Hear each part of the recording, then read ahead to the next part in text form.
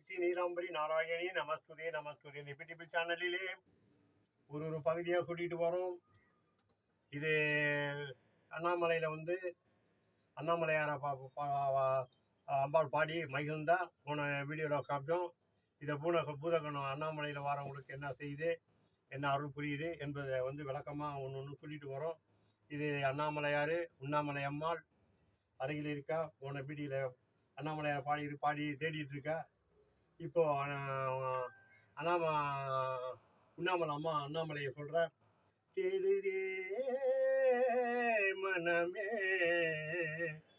தேடுதே மனமே தேடுதே மனமே திரு அண்ணாமலையாரே தேடுதே மனமே பாடுதே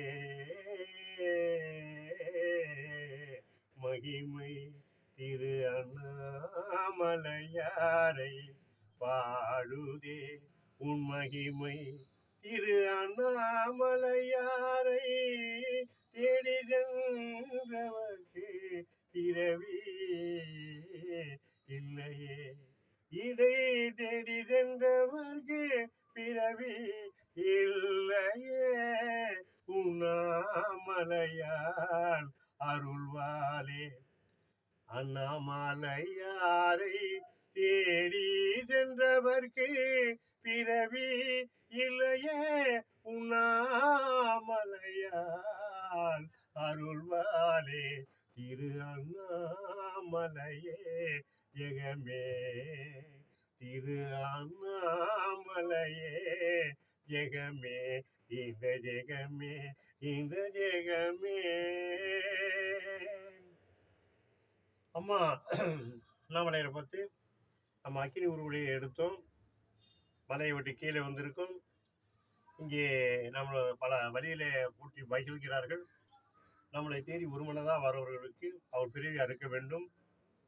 பூதகணத்தை நம்ம அமைச்சிருக்கோம். அந்த பூதகணம் அவர்களை காப்பாற்றும்.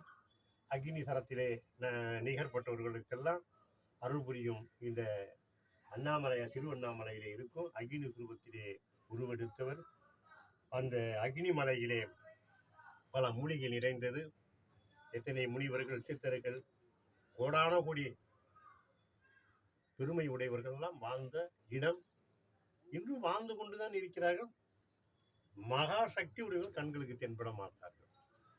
சும்மா சாதா உதராசனம் அப்படி இருக்கிறவர்கள்லாம் தென்படுவார்கள்.